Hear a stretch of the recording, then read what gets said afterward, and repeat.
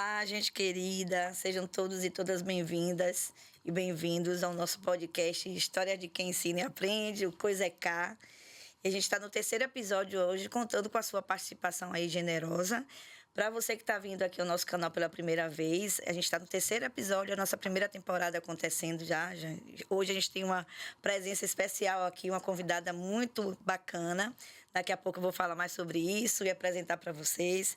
Mas dizer que hoje o nosso tema é um tema que aquece muito a discussão no cenário da educação, que é formação de professores. E ninguém melhor do que Maria Cândida Múzio. Vou aqui com a minha pesquinha falar um tantinho de Cândida, porque Cândida faz muita coisa bacana, mas ela é diretora pedagógica do Colégio Juan Miró, Colégio do Coração. Depois eu também vou falar um pouquinho sobre isso, do ensino fundamental. Hoje, Cândida faz o trabalho também com a educação parental, ela é educadora parental, tem uma larga experiência aí no campo da educação, com formação de professores, de coordenadores e de diretores, nos contextos de rede pública e privada. A gente tem, que trazer esse leque, porque é muita coisa bacana que a gente vai discutir aqui hoje. E falar de formação de professor é sempre um tema complexo, necessário, e a gente já estava aqui nos bastidores discutindo um pouquinho sobre isso, que pensar na formação docente é um imperativo. E também uma temática que tem os seus desdobramentos e uma demanda bem complexa de discussão, de estudo, de fundamentação. Então, eu tenho aqui comigo, vou dizer isso durante todo o tempo de nossa conversa, uma referência para mim, porque eu estava sempre lembrando desses movimentos que eu estou fazendo com o nosso canal, o Coisa é Cá, dizendo que é uma responsabilidade muito grande, porque falar de educação e falar de docência traz a gente para um lugar de uma necessidade mesmo de conversar de uma forma lúcida, comprometida, responsável. E Cândida é essa referência na minha vida, de uma profissional que me ensinou e ainda me ensina, porque eu hoje não estou fisicamente no Miró, mas o Miró saiu de mim.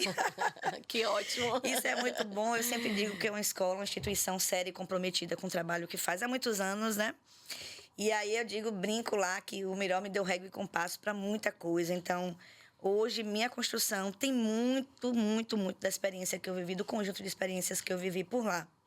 E aí, sem mais delongas, eu vou passar a palavra para a Cândida. Seja bem-vinda, querida. É uma alegria ter você aqui para a gente falar desse tema tão necessário. Coisa cá. Sobretudo, Coisa é Cá. Coisa é cá, essa alegria. Mas fale um pouquinho aí de você também, para quem não te conhece Vamos ainda. Lá. Primeiro, eu queria agradecer essa sua generosidade, essa sua reverência à nossa escola. Eu fico muito feliz que o Miró não saia de você, que assim seja por muito tempo.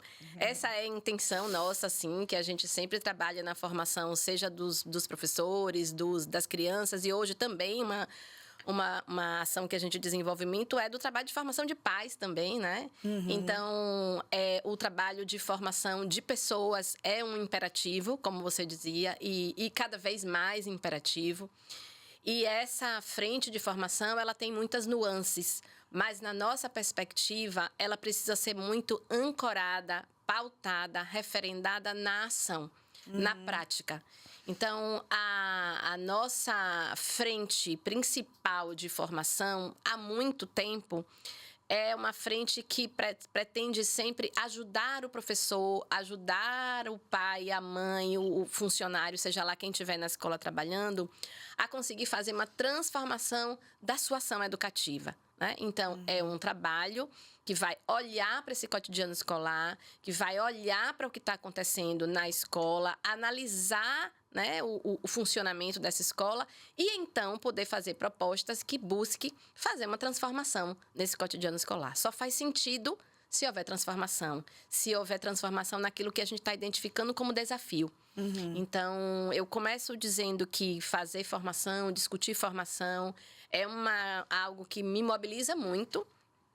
A gente se conhece há muito tempo, Lina era uma menina, eu também era. Nós éramos muito jovens, Muito jovens. Eu me lembro quando ela disse que ela não ia querer mais trabalhar comigo, eu disse, como assim? Sente aí que eu não vou deixar você ir embora, não. Eu nunca me esqueço disso. E fico muito feliz de poder participar desse videocast, porque a gente conversava aqui nos bastidores que a cena no momento sobre formação e sobre discussão de ação docente é árida, tá empobrecida. E a gente precisa, como moradores dessa cidade, de outros lugares, a gente não sabe quem nos escuta, puxar e trazer de volta com todos os desafios que a gente tem na escola, porque a escola está encharcada e eu vou dizer uma palavra que talvez não fosse a melhor, mas invadida. Em alguns momentos eu sinto isso, invadida de questões que nos tiram, nos deslocam dos nossos principais trabalhos docentes. Mas é isso, somos sujeitos da contemporaneidade precisando discutir um monte de coisas e a gente precisa olhar para isso. Sim. E naquela época do Miró, né, eu estava falando mais cedo para você aqui, nos nossos bastidores, de fato assusta. Eu acho que a novidade sempre traz para a gente um desafio, né? A gente sai do lugar do que é confortável, do que é familiar para a gente. E graças a Deus que isso aconteceu na minha vida, porque eu fui convidada, eu fui convocada a pensar assim, por que é que eu estou aqui, o que é que eu estou fazendo, qual é a minha construção que eu preciso fazer neste lugar, que me abre portas de várias formas e também que me coloca num lugar de produção de conhecimento, de autoconhecimento. Então, eu achava muito bacana na época, sobretudo depois que eu amadureci também conceitualmente, amadureci o meu olhar para as minhas próprias limitações e possibilidades, eu me colocava naquele lugar assim, meu Deus, como é que eu vou fazer isso? Então, naquela época, eu fui lidando melhor com o medo do não saber fazer. E o que eu amava, eu achava muito bacana, eu digo amar, porque a gente ama também coisas que nos desafiam. A gente pensa que a gente só gosta do que... A gente só ama o que é fácil. Mas a gente tem um gostinho aí. Ainda bem. Ainda bem. Por coisas que vão colocando a gente no outro lugar. E aí eu lembro do investimento, a palavra é essa também, que vocês faziam... Assim, eu era recém-formada em letras, né? Eu saí da faculdade, eu já fui caminhando pro Miró. Isso. Eu comecei bem, né? Na época, mas dava um frio na barriga. Eu digo, meu Deus, essa intervenção, essa mediação, as práticas de linguagem, né? Que é um trabalho que a gente fazia muito estudo naquela época sobre isso. A produção do projeto pedagógico, então não tinha referência do livro didático, que era uma inovação incrível naquela época também. E me colocava no lugar de produzir o próprio material também para eu entender que cara aquela proposta teria, quais são as concepções de língua, de leitura, de linguagem, tudo que estava ali envolvido no meu trabalho, que a gente, né, trabalhava na época com língua portuguesa, na área no componente curricular língua portuguesa. Então, para mim, foi um chamado importante. Então, como eu já escolhi a minha profissão, e aí o Miró me ajuda também a me construir como profissional, porque eu acho que não tem como a gente pensar na docência sem pensar no profissionalismo. Então, eu digo que a educação não é para amadores o tempo todo. Não quer dizer que a gente, né, não vai começar sem saber, depois a gente aprenda. Eu não estou falando desse lugar, porque a gente o tempo inteiro está... Eu gosto do gerúndio, que a gente está o tempo inteiro aprendendo mesmo. Então, tinha essa referência muito forte na minha vida e ficou isso muito marcado, que é uma construção de um profissionalismo como professores, né? Que você já também trazia mais cedo para mim. E é isso mesmo, eu queria dar nome a isso. O que é que eu estou construindo nesse percurso na escola, com as diferentes séries, para onde na época a gente chamava ainda quinta série, né? Não era sexto ano, porque eu trabalhava no fundamental menor também. E aí eu fui aprendendo como ser profissional também, que envolvimento eu teria que ter com aquela proposta. Então, essa marca era muito especial para mim e isso eu carrego mesmo como uma necessidade, né? A gente conversava aqui, né, Lina? E eu vou voltar aqui em pontos que você está trazendo, que é desse medo do não saber.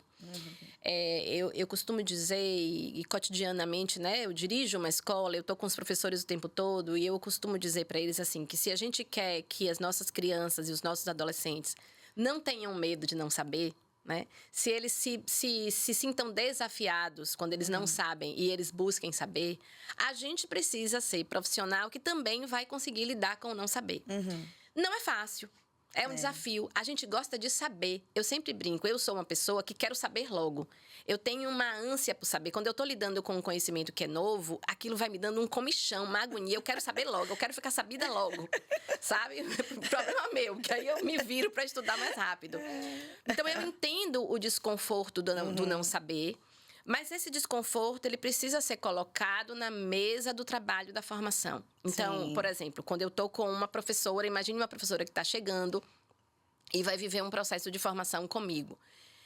Eu sei muitas coisas, eu estou há muito tempo fazendo isso. Às vezes eu digo, elas ficam encantadas com algumas coisas, mas olha, veja, eu estou fazendo isso há 30 anos, entendeu? Então, se você não sabe ainda, tá tudo bem. E para mim, de fato, tá tudo bem que o professor não saiba. Sabe? Então, colocar aquilo, me mostre o que você está fazendo, porque eu quero olhar para eu saber aonde você está. Para eu saber aonde eu pego na sua mão. Como é que eu lhe puxo na direção de um conhecimento que você precisa construir e que eu vou criar recursos e situações para que você possa aprender. Então, eu entendo que na ambiência do cotidiano escolar, com quem faz, por exemplo, formação de professores, né, ou de coordenadores, é muito importante que a gente possa olhar, de fato, para o que faz o professor, o que faz o coordenador e o que faz o diretor, né? Eu vivi isso muito na rede pública, em várias redes públicas. Em Salvador, a gente viu uma experiência muito interessante, que é: deixa eu ver o que você faz e deixa eu te ajudar. E essa possibilidade de ficar à vontade com isso se constrói. Porque tem muita subjetividade nessa situação, que é: eu consigo contar para o meu chefe, porque essa relação com o coordenador muitas vezes é essa, de meu chefe ou meu diretor, que é: eu consigo contar para o meu chefe que eu não sei. E quem está escutando a gente pode dizer: ah, Cândida, mas você acha que em todo lugar é assim? Não, eu sei que não é em todo lugar que é assim. Mas pelo menos com você com você, precisa construir uma relação que é: eu não sei e eu quero saber qual é o caminho que eu vou fazer, né? Que ajudas eu vou pedir, a quem eu vou pedir ajuda, o que é que eu vou ler. Não dá para você ficar num lugar que é: eu não sei e eu só me escondo e cuido para que as pessoas não saibam que eu não sei. Porque quando você fica nesse lugar, a sua possibilidade de crescer é muito menor, certo? E aí a gente vem para um outro ponto que você traz, que é de autoconhecimento. Como é que eu lido com o meu processo de aprendizagem como professor, né? A gente vai falar de homologia dos processos. Se eu penso que a criança ou o adolescente que eu ensino, ele está construindo um processo de aprendizagem. Eu não sei como é que cada um de vocês pensa sobre isso, mas a gente precisa pensar que os sujeitos estão numa construção. Então, o que eu não sei hoje, eu vou saber amanhã. E eu preciso entender que eu ainda não sei, porque as melhores condições não foram criadas para eu saber, seja por mim, ou pelo meu professor, ou pela minha família, ou pela instituição. Então, eu vou viver um processo de construção. E eu preciso ir olhando para mim. Como é que eu lido com o meu processo de construção? Como é que eu lido com o meu processo de aprendizagem? Sendo você um profissional, não dá para você não olhar para você e entender como está para você o seu processo de aprender na sua vida profissional. Então, nós dizíamos aqui, tem um livro que chama Ensinar, Tarefa para Profissionais, que eu gosto de dizer essa frase, porque ensinar não é uma tarefa para amadores. Eu posso ser amador quando eu estou recém-saído da universidade. Eu nem acho que a melhor palavra é amador, mas eu recebi uma formação inicial. Sim. Eu tenho muito que ralar, eu tenho muito que trabalhar para eu avançar nisso, né? Mas se eu entendo que ensinar é uma tarefa para profissionais, como será o meu processo profissional para me constituir um professor que pensa sobre ensino? Não é pensar sobre o objeto de conhecimento, simplesmente. É pensar em como ensinar. Eu estou falando de conhecimento didático, certo? Então, aqui é uma frente enorme que eu acho importante a gente falar. E pensando também no percurso, eu vejo a importância da gente colocar sempre as sinalizações que a gente sempre, na experiência que nós tivemos juntas, por exemplo, a devolução, né? A devolutiva que você trazia, olha, aqui você avançou, mas aqui aquela expressão muito familiar pra gente que era chover no molhado, né? Zona de desenvolvimento proximal, bora pensar nas intervenções aí, quais questões vão potencializar essa aula, em que momento da aula você está sistematizando, está fazendo levantamento de conhecimento, que a gente levanta o conhecimento o tempo inteiro, não é uma coisa pontual.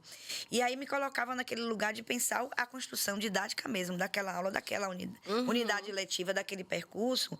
E eu ia direcionando o meu barco, vamos dizer assim. Eu tinha uma bússola muito importante ali, né?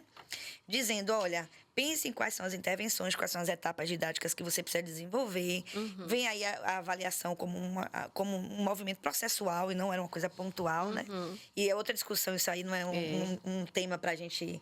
Em 10, 15 minutos são, né, estudos e estudos, porque a avaliação é uma temática, é uma necessidade, é imperativo discutir isso também.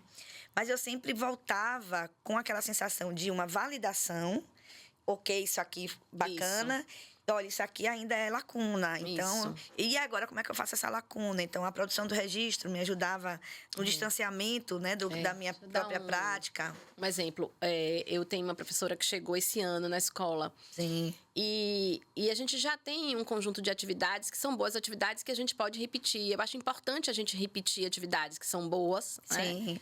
Isso vira uma referência para uma professora que está chegando. Mas chega uma hora que eu vou dizendo para ela, não, você precisa ousar, você vai precisar ter coragem de fazer a atividade e me mostrar, né? Então, hoje eu estava olhando uma revisão que ela fez e quando terminou, tinha uma questão que eu precisava dizer para ela. Essas 3 questões você está fazendo de forma muito parecida com outras que você já fez. Você está perguntando basicamente a mesma coisa e a habilidade que você está provocando é a mesma. Por outro lado, essas tais e tais questões daqui, você avançou muito. Você agora já entendeu como é importante trazer o conceito num determinado contexto. Então, dizer isso para ela explicitamente, eu atuo minimamente em 2 frentes. Primeiro, ela vai ficar feliz. Né? Que ela vai receber um elogio de que o trabalho dela avançou, porque eu sei quanto tempo ela ficou ali trabalhando para dar conta de fazer aquilo. Né? Por outro lado, eu explicito para ela o que foi que ela conseguiu. Porque nem sempre está claro para o professor o que é que ele está dando conta. Eu gosto de falar do tripé da formação, que é saber fazer e saber explicar por que faz. Então, às vezes, a professora está fazendo, e ela está fazendo bem, mas não está tão claro para ela por que é bom aquilo que ela está fazendo, né? Então, quando eu digo que essa questão é boa, e ela é boa por isso, eu ajudo ela a entender quais são os princípios que estão por trás daquilo que ela está fazendo. E ela vai se apropriando dessa aprendizagem, e aqui eu estou falando muito do campo didático. Quando eu estou falando de uma questão, essa questão você sistematiza, mas você sistematiza dentro de um contexto. Você traz o conceito e você pega esse conceito e usa num contexto que é do contexto de vida da criança, que era o caso que ela estava fazendo, por exemplo. Ela não vai saber só que a questão é boa. Não é isso. Isso não basta. É boa. É boa por quê? Né? Então, essa é como você me fala dos retornos que a gente dá.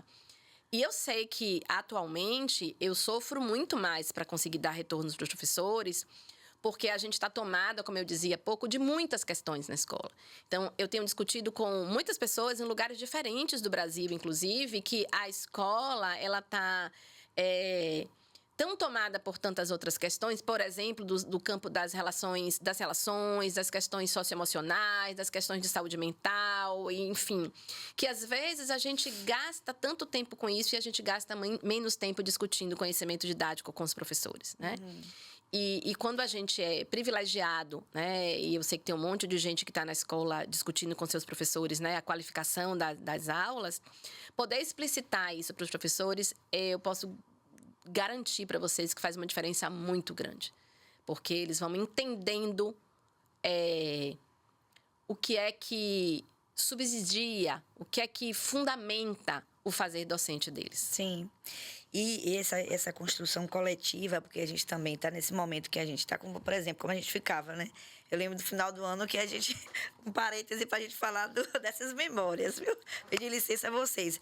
Mas o final do ano era um momento muito bacana, porque você estava lá dando a mão, literalmente, para a gente, vamos construir juntos. E depois eu ganhava fôlego, eu ganhava musculatura emocional, que eu estou criando essa expressão. Boa, adorei. Eu ganhava musculatura emocional para ali estar com aquele objeto de conhecimento, com a produção da sequência didática, com o retorno.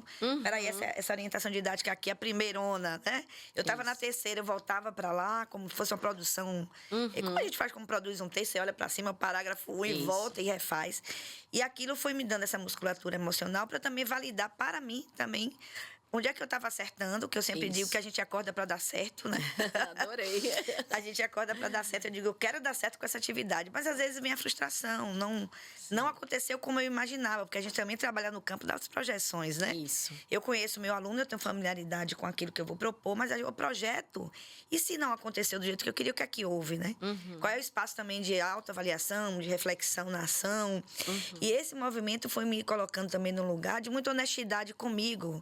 E quando a gente consegue ser honesto ou honesta, né, nesse sentido, isso transborda, isso é genuíno, isso chega para o nosso aluno. Né? Então, eu brinco, eu tenho um tempo que eu já vivi uma experiência muito bacana, que na hora da produção textual eu coloco uma cadeira vazia e uma carteira. E aí eu coloco, assim, a orientação, um momento de orientação, porque escrever é momento de estudo, né?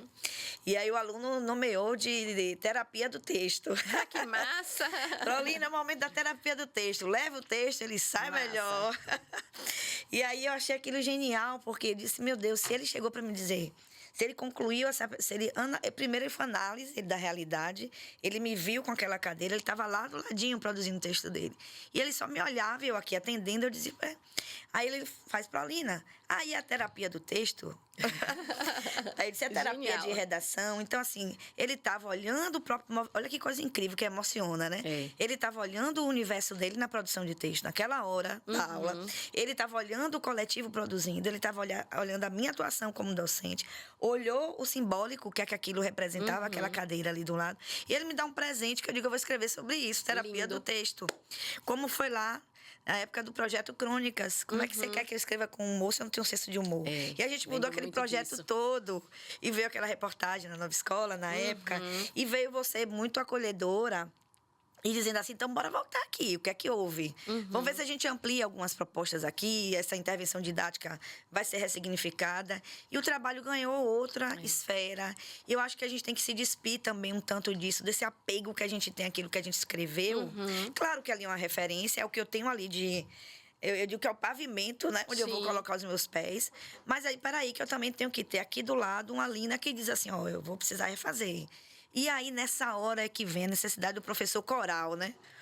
Como é Eu isso? tava, professor coral é aquele que vai junto com outras vozes, né? Sim. E aí eu vou trazer uma questão que é mais desafiadora e polêmica, no bom sentido, que assim, eu tô sentindo falta desses espaços de troca. Quando eu digo professor coral, quais são as vozes que me acompanham? Qual é o meu coral hoje quando a gente discute na escola? Vamos estudar, vamos discutir, vamos colocar na mesa, já roubando a sua expressão que você trouxe nesse instante, vamos colocar na mesa as nossas necessidades, as nossas lacunas, os nossos não saberes e os nossos saberes, né? E eu estou sentindo falta em nossa cidade, em nossos espaços de produção de conhecimento, né? Acadêmico na escola. Esse espaço mesmo de dizer assim, bora lá, você me dá a mão, vem comigo. Não estou dizendo aqui num lugar que é fácil, que é, né? Eu brinquei que é o lugar de Alice, não estou falando desse lugar. Eu estou falando como uma real necessidade da gente modificar Tem nada de fácil. o que está aí, né? Então, eu queria te ouvir um pouquinho sobre isso. Eu acho que você trouxe dois campos aqui que eu queria. Eles estão articulados, mas eu queria voltar um pouco quando você fala desse momento de parar para escrever os documentos que vão pautar Sim. a nossa ação docente, né? É. Então, na nossa escola, a gente tem até hoje isso. Lina trabalhou com a gente faz muito tempo, isso segue acontecendo no Miró. Então, essa semana, por exemplo, eu fui lá e levantei qual é a minha carga horária, quais são as minhas necessidades de trabalho, olhando como diretora, coordenadora. E eu fui ouvir os meus professores, né? Então, eu estava dizendo para a Lina, foi a primeira vez que eu fiz essa ação desse jeito, perguntar o que vocês acham que a gente precisa trabalhar no planejamento? Quais são as necessidades de vocês? Foi muito interessante porque eu pude ouvir pessoas que tinham muita clareza. Tipo, eu preciso sentar para reescrever o projeto tal, para inserir. E tinha gente que não tinha essa clareza, tá?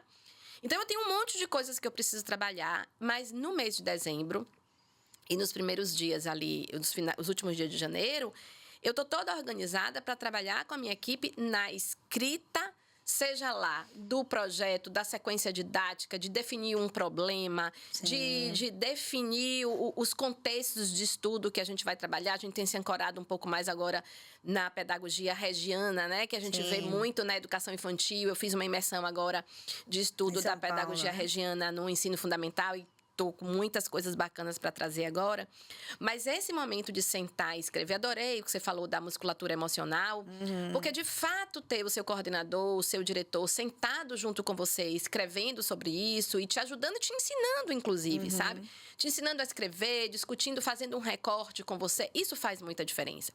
Então, se você é coordenador, diretor e está nos escutando, essa é uma ação de formação muito potente, sabe? Quando todo mundo senta junto e vai discutir.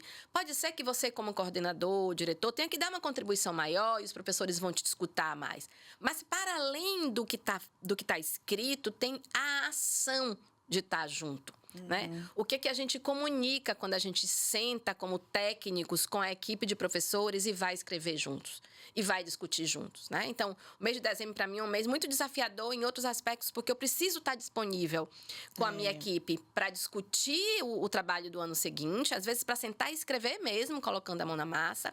E eu preciso fazer outras coisas tantas que acontecem na escola, né? Mas eu não abro mão disso porque eu sei que eu comunico para a minha equipe essa minha disponibilidade, essa minha vinculação com esse projeto. E aí eu quero puxar essa última ponto que Lina trouxe, que eu acho que é um ponto que tem me mobilizado muito, eu percebo que é ela também, que é essa aridez que eu dizia da nossa cidade. Eu descobri, Lina, infelizmente, que não é só na nossa cidade, tá? Eu descobri que isso está acontecendo em muitos lugares, que, por exemplo, o que nós vivíamos há um tempo atrás de cursos, não sei quantos cursos, a gente ia em não sei quantos cursos, a gente ia em não sei quantos eventos, a gente tinha os consultores na escola, a gente estudava muito, isso está acontecendo muito, essa aridez, e eu acho que a gente tem uma responsabilidade de trazer de volta.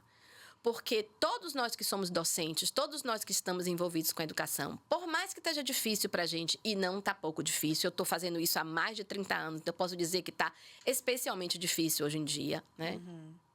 Se a gente não se envolver com arejar o nosso campo profissional, a gente não vai suportar. Eu brinco que eu lá em casa moro um professor, né? Eu sou casada com um professor. Então, eu vejo que é meu marido, por exemplo, às vezes até 2 horas da manhã, ele é super notívago. E ele, às vezes, está 2 horas da manhã corrigindo prova, né? Ou, às vezes, ele vai dormir e acorda às 5. E é difícil para ele sentar para estudar, né? Em muitos momentos ele não está estudando, ele está corrigindo prova, ele só está produzindo material, ele está produzindo prova. Ele trabalha para o ensino médio, para o ensino fundamental, anos finais, né? E eu acho que isso é um desafio cada vez maior hoje. Mas eu não consigo enxergar saída para a gente se a gente não voltar a ter esse vigor de ir fazer um curso. E hoje tem os cursos online. Né? De fazer um curso, de fazer uma imersão. Essa imersão que eu acabei de fazer, 4 dias dentro de escolas, estudando. Nossa, isso me deu um vigor para voltar para o final do ano, sabe? Eu estava murcha, cansada. Eu voltei muito animada, sabe? E a gente precisa disso. Sim. É como se fosse um alimento mesmo. E eu acho que a gente pode fazer nascer aqui hoje, não é? Isso! Esse movimento, porque eu acho que é importante. E eu não vejo outra alternativa também para a gente trazer para a pauta dos estudos, das discussões, nos diversos ambientes dentro da escola e fora dela também, as necessidades que a gente tem como imperativas hoje, né? Que é de um professor mais centrado, mais saudável, que eu discuti isso no último nosso podcast, que é o corpo docente, o corpo que sente, né? Ser professor no Brasil e no mundo também, né? Eu sempre digo, não vamos romantizar o que já é desafiador, né? É difícil ser professor, você se construir profissionalmente com lucidez, responsabilidade, seriedade. Então, quando eu falava do Miró e dessa construção, isso é muito forte na minha vida. E é dizer, como é que eu posso ser honesta, lúcida, capaz de lidar com o desafio? É também sabendo que eu não estou sozinha. Então, que eu posso dizer para minha coordenadora, para o diretor, para o meu colega, me ajuda. Eu estou precisando de ajuda. Então, a gente precisa pedir ajuda. E que pedir ajuda não é um sinal de fraqueza, não é uma fragilidade. A gente, às vezes, está frágil. A gente precisa também entender que a gente também tem fragilidades. Mas a gente não pode estar revelando isso porque o mundo está aí, né? Usando essa própria fragilidade humana para também trazer a gente para um outro lugar. Né? Disso eu entendo, é uma questão subjetiva. A gente está falando de uma questão objetiva e subjetiva ao mesmo tempo. De lidar com a necessidade de acontecer. Essa discussão é para ontem, eu acho que ela é urgente. Então, onde é que está esse movimento que a gente precisa fazer renascer, né? Eu tenho usado... Ativando o modo Fênix com sucesso. Vamos renascer, por favor. Eu tenho usado uma expressão que a gente está precisando reconstruir a engenharia da escola, né? Sim. E aí eu estou falando de uma engenharia que não é da estrutura dura, né? Não é do físico, ainda que essa estrutura dura a gente esteja sempre reconstruindo. Mas é uma reengenharia dos cargos, das funções, dos objetos de trabalho. Então, quando a gente fala que hoje a gente tem, por exemplo, a situação da inclusão, né? Aumentou vertiginosamente a quantidade de sujeitos na escola com um diagnóstico e que é demandado de nós adaptações de todo tipo. É fato. A gente precisa, então, de uma engenharia que possa começar a dar conta disso. A gente tem na escola uma quantidade de sujeitos mais frágeis. Eu fui falar outro dia na Rede Peão, que é de um dos campos psicanalíticos aqui de Salvador, e eles falavam de novas configurações da infância. E eu escolhi, por exemplo, trazer uma situação que é de crianças ansiosas, adolescentes com ideação suicida. E eu trouxe 5 casos, né, para falar de sujeitos que têm ideação suicida ou que têm um quadro de ansiedade e que nós, educadores, que não somos nem psicólogos, nem psicanalistas, nem psiquiatras, estamos lidando com tudo isso na escola. Isso é fato. Então, nessa reengenharia, isso precisa ser considerado. Né? Por quê? Porque se eu tenho, por exemplo, esses 2 campos, Como é que eu sigo cuidando da discussão da sequência didática? Como é que eu sigo cuidando da qualidade do texto que eu vou usar? Ou da operação matemática que eu vou oferecer naquele contexto? Ou de uma boa pergunta que dispare excelentes investigações para as crianças? Eu preciso ter espaço para todas essas coisas. E aqui quem está falando é uma diretora. Então, eu atuo no campo da direção e transito ainda na coordenação. Então, posso dizer para vocês que se a gente não fizer uma nova engenharia, a gente não vai dar conta de nada disso bem. A gente vai apagar muitos incêndios, e eu acho que a gente está apagando muitos incêndios, porque não para de surgir casos que a gente precisa. A gente é convocado a dar conta.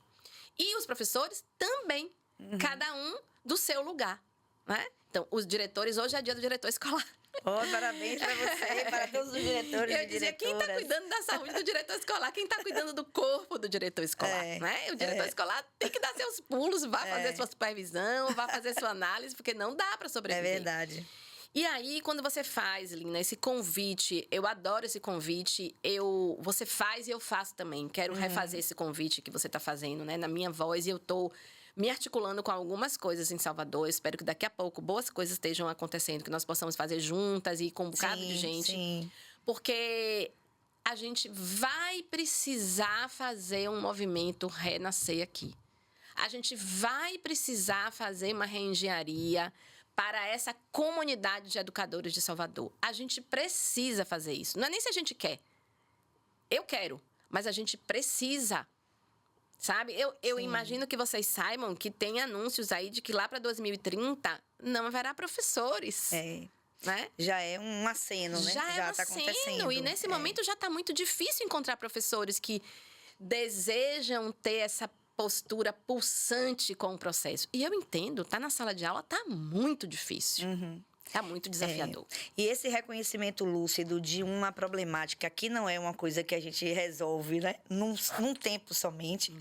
Eu acho que a gente está tendo aí reflexos e resultados de muitas coisas que vieram ao longo do tempo acontecendo. A pandemia veio também reforçar isso.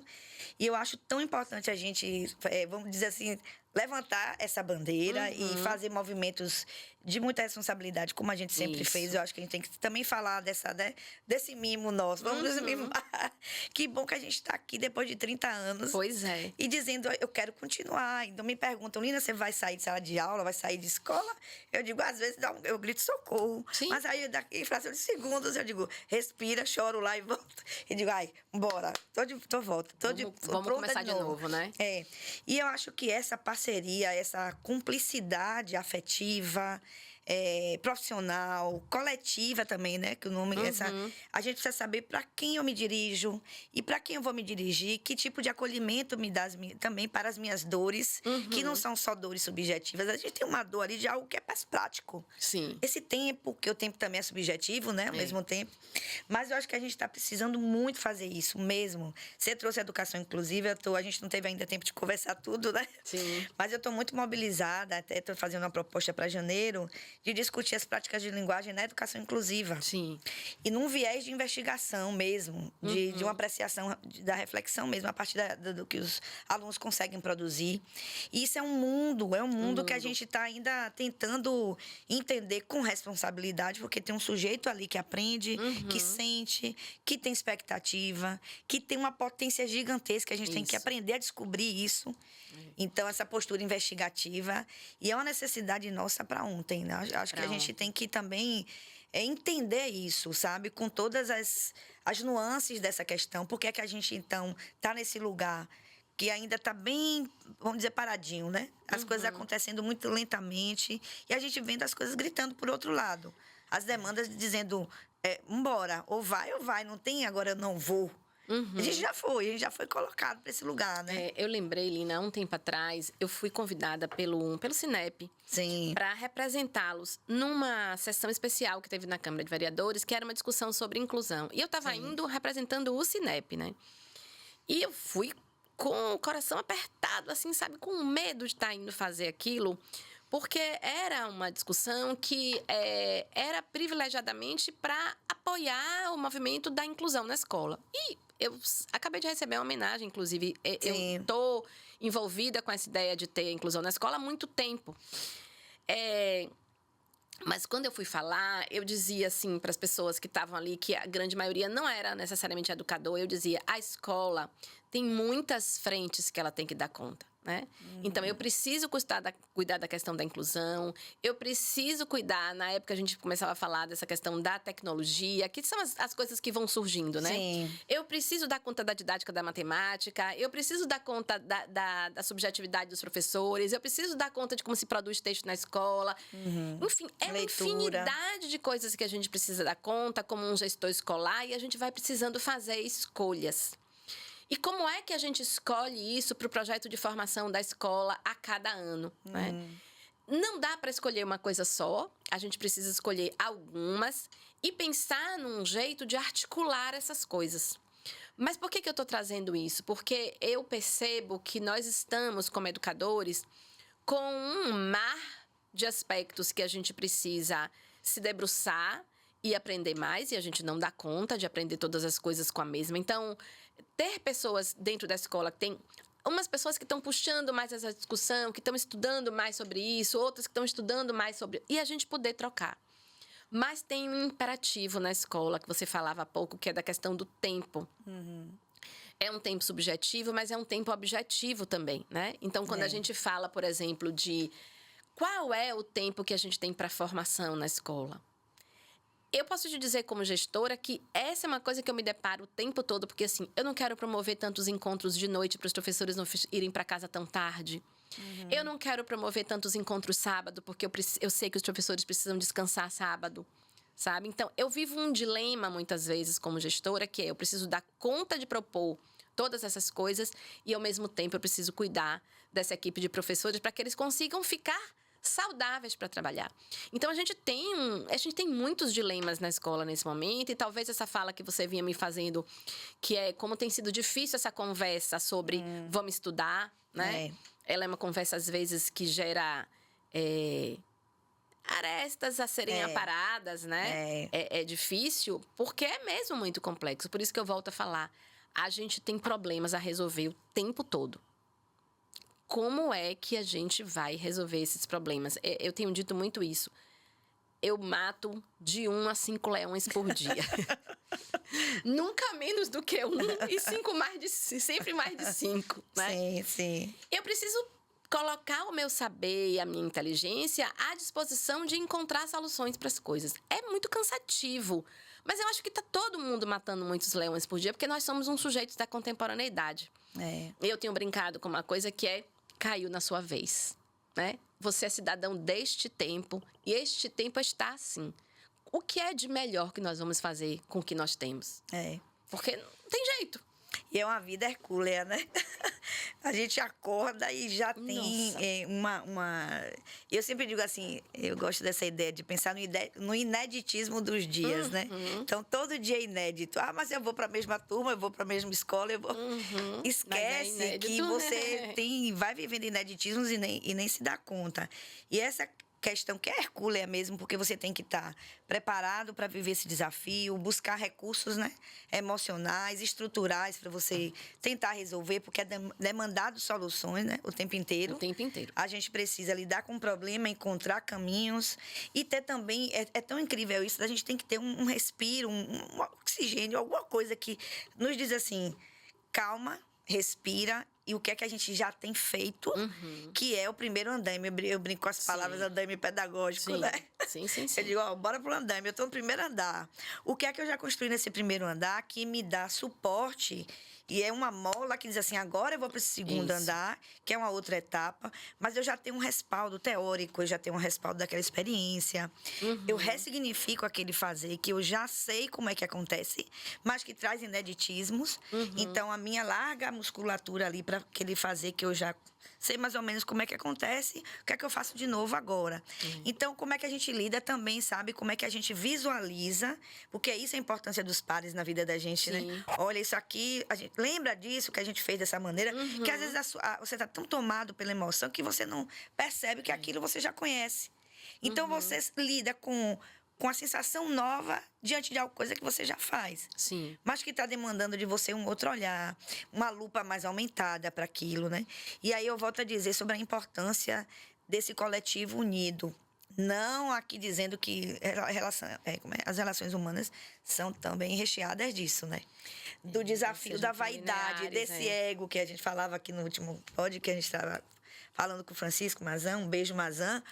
E a gente falava do ego, né? Do ego docente, daquilo que me empodera. Eu digo, agora sim, eu sou capaz de fazer isso. Daqui a pouco eu tenho uma puxada de tapete da própria vida. Isso. Dizendo assim, como assim? Desce do salto aí e vamos resolver de outra maneira. Então, a gente, como indivíduo também, como sujeito que aprende e ensina, e aí eu trago coisa a história de quem ensina e aprende, porque essa é a nossa porta da vida. A gente está o tempo inteiro aprendendo, ressignificando. Aí eu penso, voltando nesse assunto, né? Como é que a gente visualiza o que é já um saber nosso construído, que já é um legado. Então, quando eu penso assim, falando do Miró, de volta para o Miró, o legado que o Miró tem dessa cultura, da cultura da investigação, do estudo, da pesquisa. E que se a gente teve atos por conta da conjuntura, da vida, a pandemia, que a pandemia abriu vários hiatos na nossa vida, né? Aí eu fico pensando, porque não tem receita pronta, não é receita de bolo. Como é que a gente enxerga? A gente está fazendo um convite ao mundo aí, viu, Cândida? Eu sei. Olha a nossa responsabilidade. Eu vou dar 2 exemplos aqui para essa situação que você está trazendo, né? De coisas que a gente já conhece. O ano passado eu estava, dentro dessa ideia de reengenharia, né?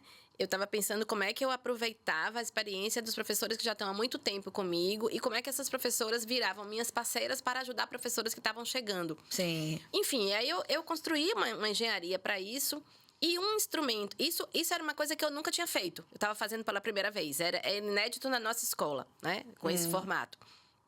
Mas tinha um instrumento que eu já usava, que eu tinha usado muito tempo atrás, que era o registro. Sim. Né? E eu sei como é difícil instalar a prática de registro na escola, mas eu disse, não, eu vou fazer, né? Vou propor de novo e trouxe essa proposta. Eu só consegui que 2 professoras fizessem o registro regularmente, né? E uma das professoras que fez regularmente, eu estava contando para a Lina, ela cresceu absurdamente, sabe? Tanto que eu trouxe ela para mais perto de mim esse ano, né? Então, veja, eu fui atrás de uma prática que já existia e que eu sabia que potencializaria os processos de aprendizagem. Isso, né? Eu tinha ali um grupo X, sei lá, vamos dizer que eu tivesse 10, 12 pessoas que eu estava investindo, eu tive 2 que avançaram muito. Ok. Essas 2, esse ano, elas já mudaram de lugar, elas estão me ajudando mais ainda. Então, essa prática, esse capital, sabe? Esse ativo de conhecimentos que a gente já tem construído, às vezes tem uma coisa que está ali adormecida, é um documento que você está folheando, você pega e diz assim, cara, eu vou voltar a fazer isso aqui. Isso aqui é bom, isso aqui naquela época funcionou pra caramba. Eu vou voltar. Mas eu também vou apresentar uma proposta nova. E no final dessa imersão que eu fiz, há 2 semanas atrás, eu dizia eram uns 26 pessoas, eu dizia, gente, para mim a palavra final desse trabalho é responsabilidade. Porque a gente estava provocada no máximo ali. E eu dizia, como é que a gente leva isso para dentro da escola? Precisa ter muita responsabilidade, porque o que é para os professores que não estavam lá na imersão receber todo o meu vigor e meu ânimo de querer fazer coisas completamente novas de repente, né? Para algumas pessoas vai ser desesperador isso. Então, qual é o recurso que eu vou criar de algo que já existe, que traz um certo conforto, e o que é novo? Que tamanho esse novo pode ter? E que tamanho algo que já existe também vai ter para que esse grupo de pessoas tenha uma certa estabilidade para trabalhar, que aí é uma estabilidade de ter documento, de ter experiência, de estar um pouco confortável, de poder se enfrentar com os seus medos e dar conta de estar na sala de aula e promover o processo de aprendizagem para as crianças e para os adolescentes. E a prática do registro está até hoje na minha vida, né? Dias mais difíceis para produzir, isso é verdade. Você está trazendo uma coisa que é muito pertinente, é real, né? Mas aquilo vira algo na carne, né? No corpo. Esse fazer é algo que você diz assim, eu preciso escrever, preciso colocar aqui. E muitas vezes eu me deparava, mesmo sendo professora de língua portuguesa e trabalhando com produção de texto o tempo inteiro, eu me deparava com a preocupação, meu Deus, será que eu vou ser entendida nessa construção desse parágrafo? Será que eu não estou me repetindo? Porque ainda vem a materialização das minhas reflexões ainda, muito imaturas, muito inseguras, né? Sim. Insegura no sentido mesmo do inusitado ali que eu estou vivendo. Mas é essa potência dessa escrita também que diz para mim assim, olha, isso aqui já foi um passo importante, ressignifica isso. Aqui tem um conteúdo conceitual, aqui está mais voltado para uma questão procedimental, aqui já é tudo no bolo, atitude, né? Pensando em César Cole, daquela época que a gente estudava psicologia 90, e currículo, né? O livro que fez Zabala. A gente aprendeu muito. Lembro de Zabala, da gente estudando Zabala, César Cole. Continua sendo um livro super importante, muito, né? Muito mesmo, daquela época para cá. E aí, a prática do registro, até hoje, eu consigo trazer para o meu cotidiano como algo que solidifica também muita coisa em mim. E que diz para mim assim, é na produção do registro que eu também assumo um compromisso ético comigo, com o meu trabalho, com o aluno, com a escola, com a família, né? Agora, realmente, a gente tem que trazer para a questão o desafio que é produzir esse registro, né? Acho que você está Por isso que eu estou falando isso, bacana. Essa questão da reengenharia, porque assim, ó, por exemplo, quando eu propus o ano passado a escrita do registro, considerando tudo que eu já tinha vivido e como é difícil para o professor sentar e escrever, eu assegurei que tivessem horários na escola que eles pudessem escrever.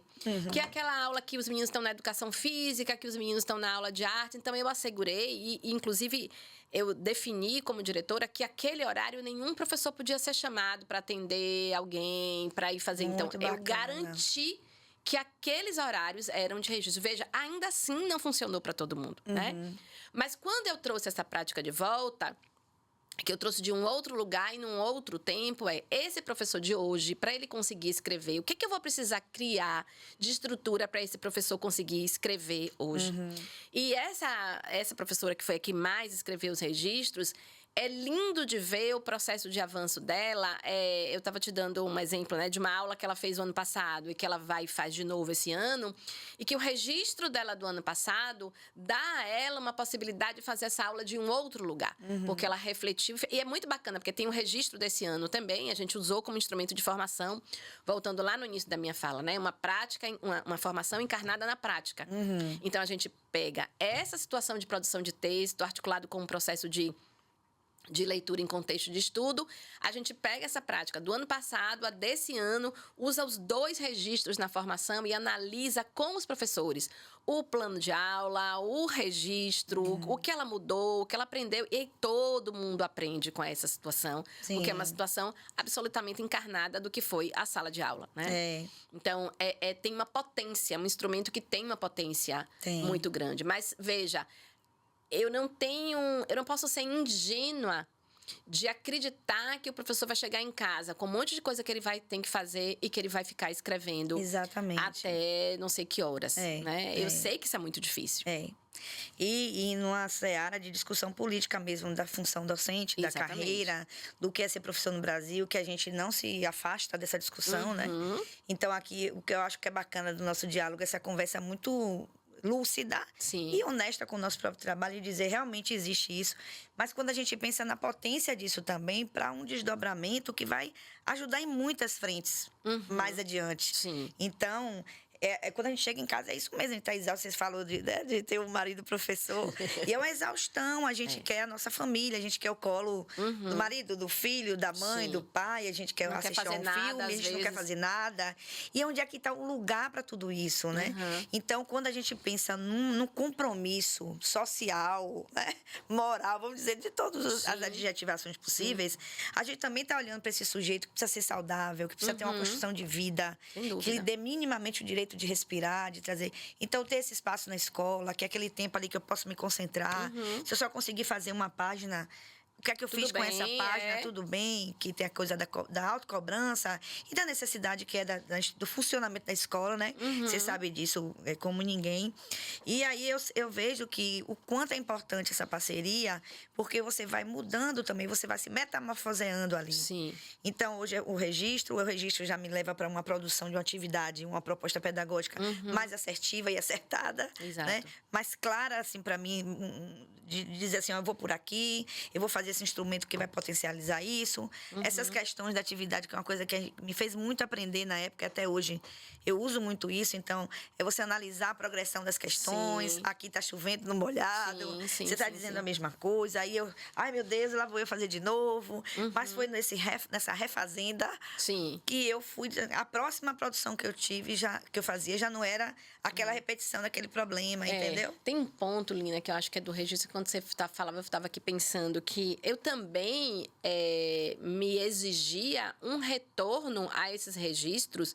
Eu escrevia 2, 3 páginas, 4 páginas, eu pegava, por exemplo, o registro, marcava todo. Estou falando de agora, do ano passado. Sim. De marcar todo ali com lumicolo e puxar um número, e lá no final comentar cada trecho daquele registro, fazer uma carta para o professor, explicitar para ele, perfeito, é isso aqui, explicar por que é perfeito, o que ele demonstra ali e está aprendendo, né? Que tem uma relação de respeito com esse documento, que é um documento que exigiu um super empenho do professor em fazer e que eu estava ali devolvendo para ele o meu empenho também e transformando isso em boas situações para todo mundo poder aprender. Sim. Quando a gente faz isso, a gente está construindo também uma ambiência de formação, né? Então, é um espaço, a escola é um espaço de aprendizagem para todos. A escola é uma comunidade de aprendizagem. Então, eu brinco desde o xixi pedagógico, que às vezes a gente vai no banheiro e está ali conversando um com o outro, né? As caronas, quantas coisas que a gente conversa nas caronas.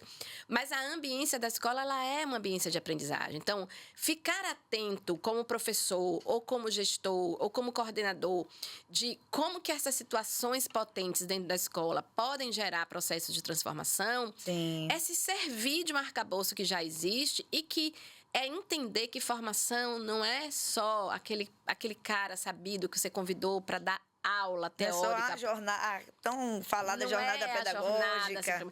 Toda a ação na escola, com mais intenção ou menos intenção, ela tem um potencial para ser formativa, sabe? Uma reunião de pais que eu estou fazendo e que o professor está junto comigo, ele aprende muito. E eu, quando ouço o professor falando na reunião de pais, vejo o quanto que ele aprendeu e vejo coisas que eu preciso ajudá-lo a aprender.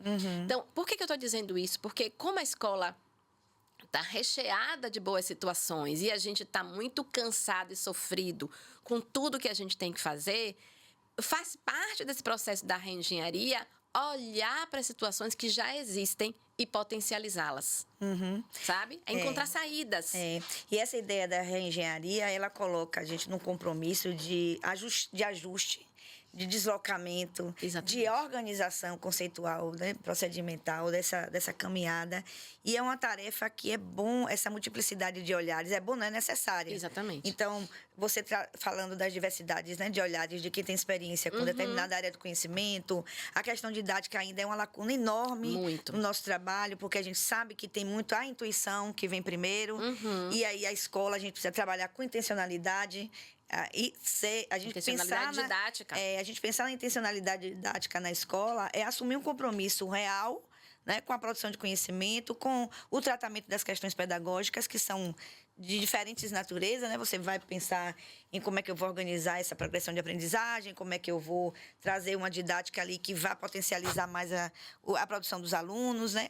A nossa interlocução com o aluno. E aí vem a questão da documentação, né? Da necessidade da escola documentar o seu fazer. Que a gente sempre está voltando no final... Uau, é muita coisa. Mas a gente pensa assim, qual é a importância da documentação de um trabalho? Por exemplo, da minha área, que eu fico da nossa, é sua também, viu? Que eu sei que você ama também. Me desvinculo disso. E eu digo, meu Deus, o quanto é importante a gente documentar o nosso fazer, para a gente também não estar o tempo inteiro fazendo de novo. Que não é pra gente frisar. Eu lembro das páginas amarelas, que tem essa brincadeira com as páginas amarelas. Dos planos de professores que pegam, vão dar aula em 1900 bolinha, em 2024 e tá com a página já amarela. Não é nem mais amarela, né? É outra cor.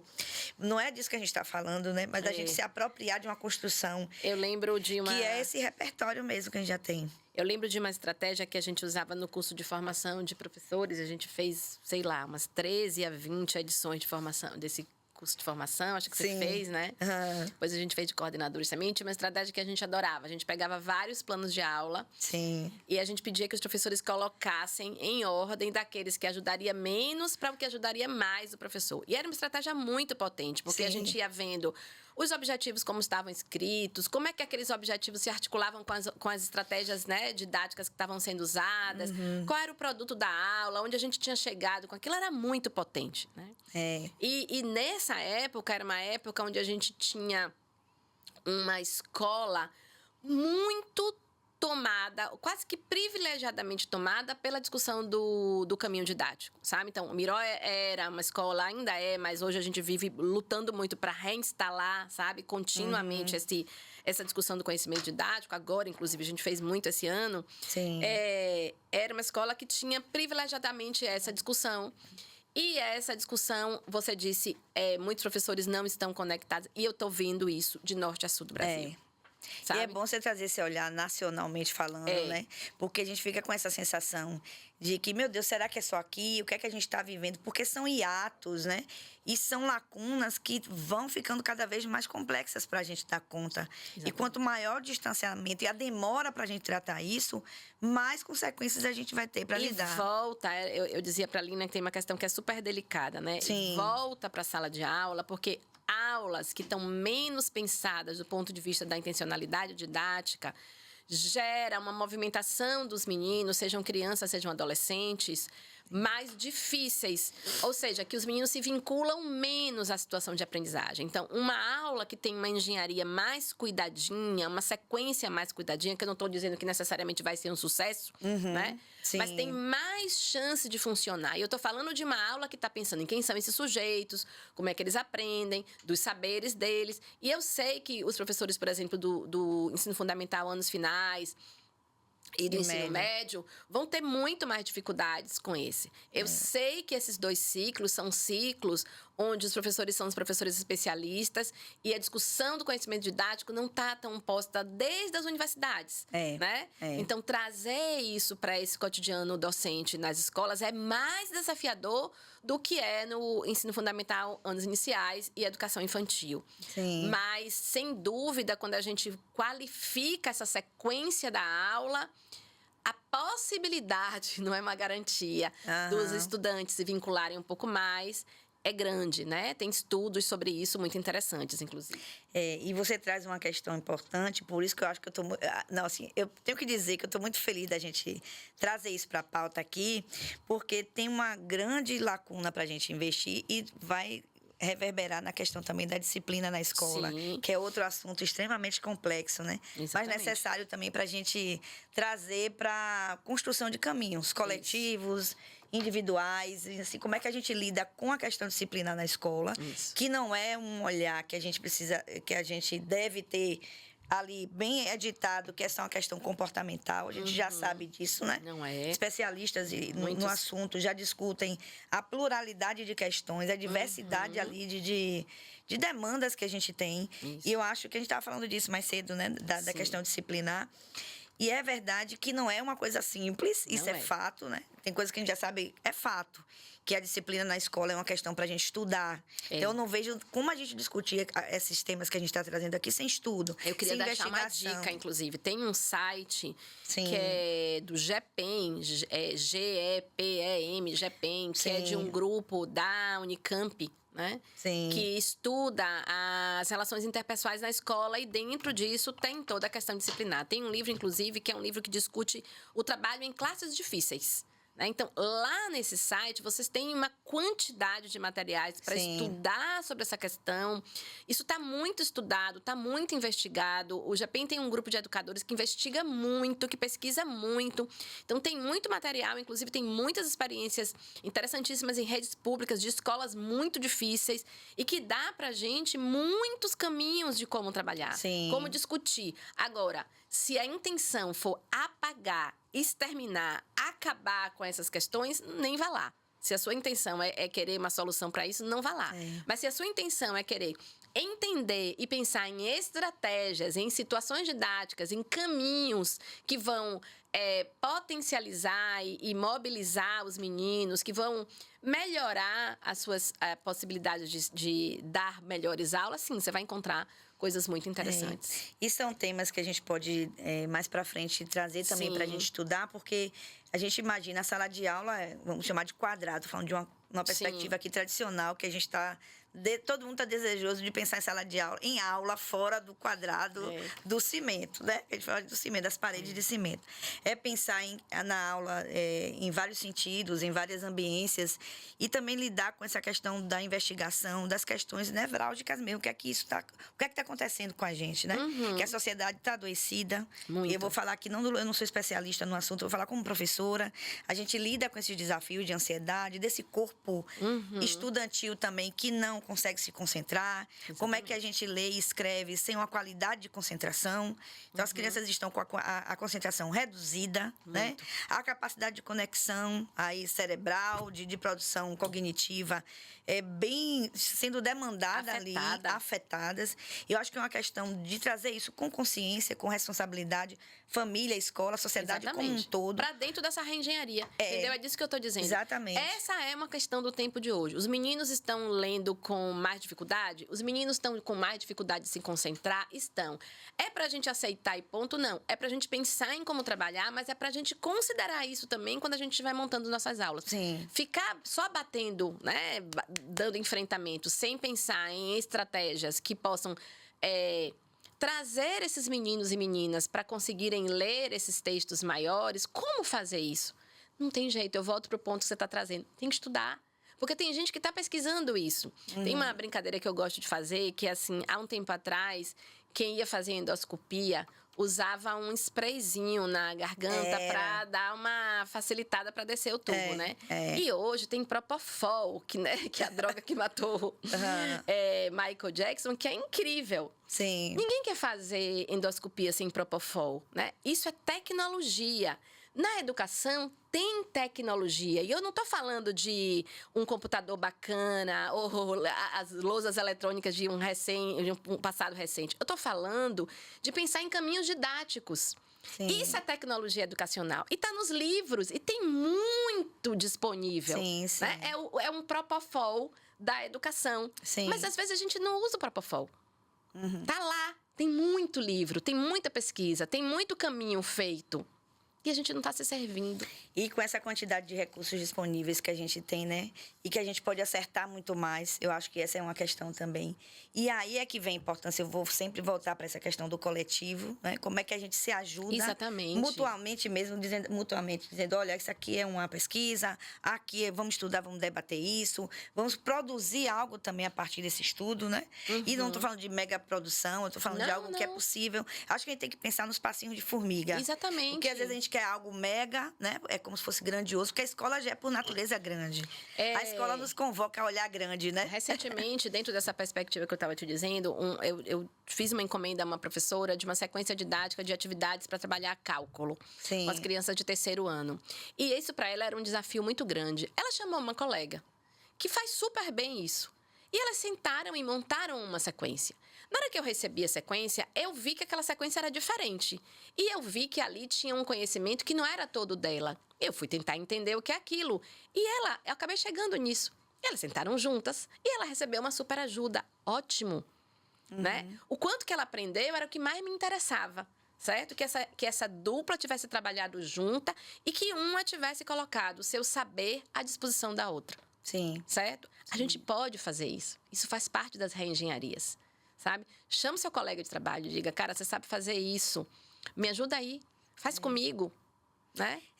E o seu olhar como gestora para com essa lupa aumentada, eu imagino um desafio também que não é abrir mão, mas a gente afastar do cotidiano do professor Sim. e da própria escola atividades que não são campo férteis mais. Sim. A gente tem essa tendência nas escolas, eu estou aqui falando de algo geral agora, a ficar num campo que não é mais fértil, que já deu. E aí você imprime um tempo subjetivo, objetivo ali naquela atividade que não vai render. E a gente sabe que não vai render. E é bom quando a gestão diz assim, senta aqui, por que você acha que não está rendendo? É como você estava dizendo, dos diálogos, né? Sim. De trazer e dizer, olha, isso aqui é exitoso, aqui já não mais. E essa coisa de organizar. Então, dizer assim, vamos fazer uma seleção, a gente tem que aprender a selecionar, a classificar. Né? Vamos mudar. Teve um projeto desse ano que a gente fez um recorte lá em geografia para estudar o território com as crianças de 8 anos e a gente queria trabalhar com as praças. Então, a gente fez um recorte em praças. Eu estava super animada com esse recorte. Não foi bom, sabe? Por quê? Porque ficou super teórico. E aí, a professora, na hora que eu abri essa semana uma discussão que é o que a gente vai fazer nesse planejamento, né? Ouvindo delas, ela disse, a gente precisa reorganizar o trabalho de praças. E eu entendo que a gente vai precisar ter muito mais situações que não sejam as situações que a gente usou esse ano. Bom, isso para mim já é uma felicidade, porque essa professora, se debruçando sobre um trabalho que ela fez, dizendo que ela identifica que não ficou bom, ela diz para mim isso, ela diz, a gente vai precisar sentar e trabalhar de uma outra forma. Não é jogar o recorte fora, o recorte é bom, né? Mas é pensar em outros caminhos. Mas às vezes o recorte tá ruim, sabe? Não tá funcionando. Vamos jogar o recorte fora e vamos fazer outro, sabe? Sem nenhum zelo. Ah, poxa, mas a gente ralou tanto para fazer isso. Ralou, mas não tá funcionando. Desapega. E vamos fazer outro recorte. Então, essa reengenharia, ela convida ao desapego, né? A manutenção de uma história que vem dando certo. Porque a gente também, não é porque dá certo que a gente não olha para pensar sobre isso, né? Então, esse olhar, essas idas e vindas, é um trânsito super importante de se fazer, né? Sim. Necessário. E a nossa tarefa não é pequena. Como você disse, é hercúlea. Se a gente for elencar aqui, é uma prosa que vai levando a gente, uma prosa boa, né?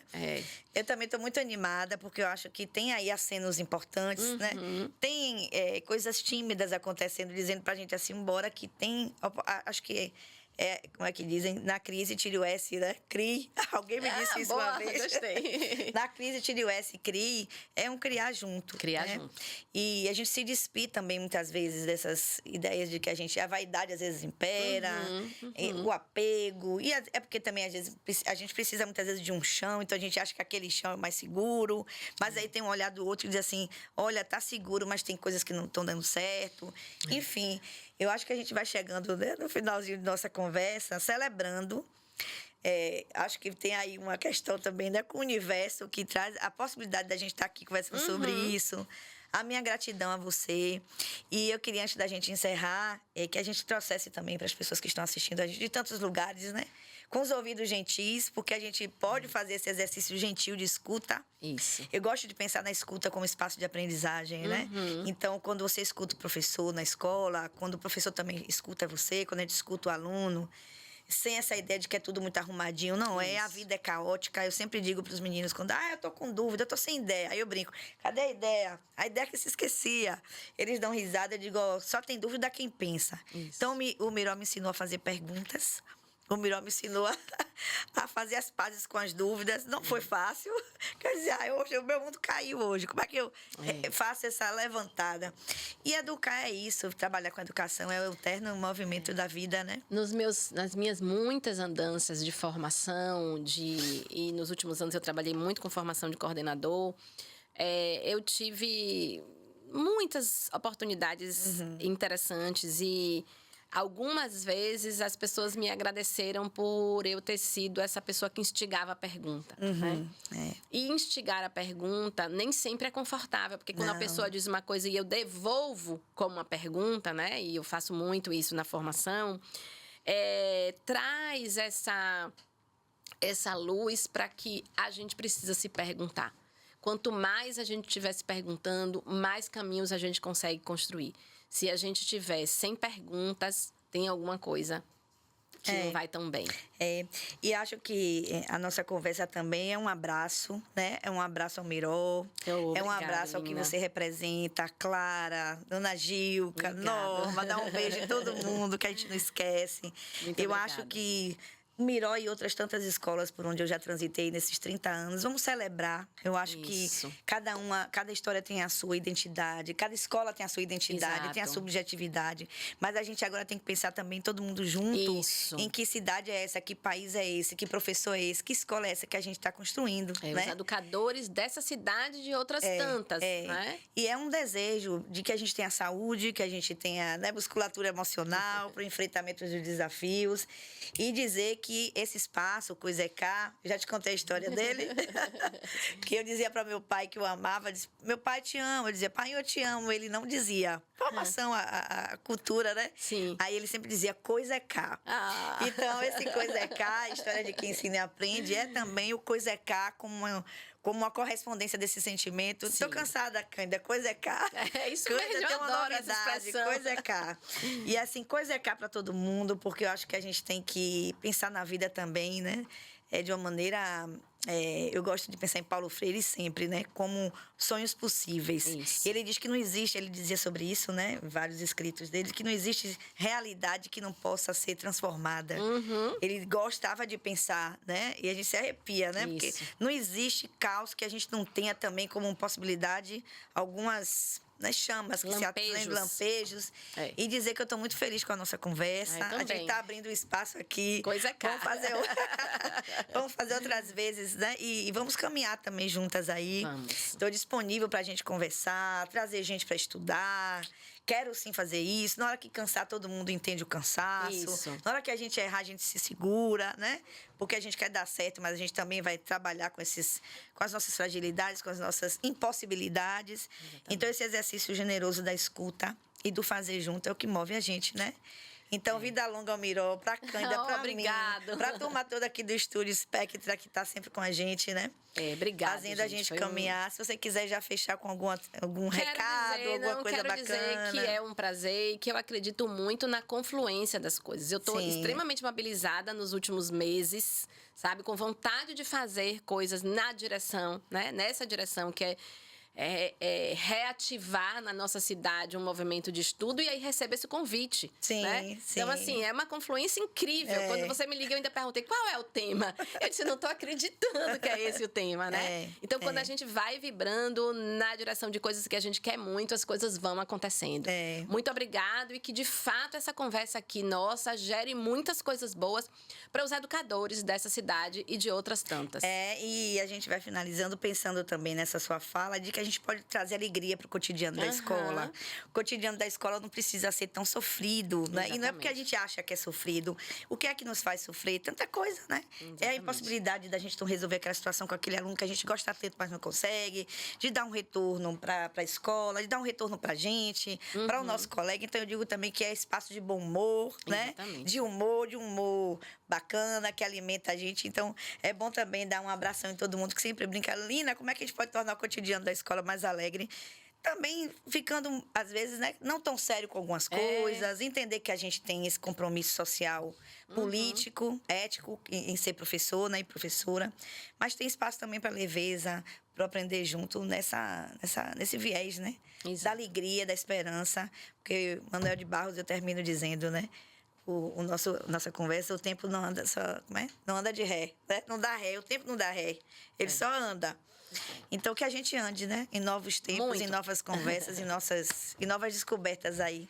Vamos juntas. Abraço para você que assistiu a gente, para você que está assistindo aos pouquinhos, que a gente outra demanda também, né? Que a gente não consegue dar conta de tudo, mas por seus olhos e ouvidos gentis, que eu sempre digo isso, é uma gentileza em quem está escutando a gente. Exatamente. E compartilha, e curte o nosso canal, dê seu like, todas essas linguagens. Um beijo. Isso mesmo. Um beijo grande para vocês daí de casa, de onde vocês estiverem, na escola, no trabalho, na rua, no carro. Na rua, no Tchau, mundo. tchau, gente. Tchau, tchau, gente. Um abração. Até a próxima.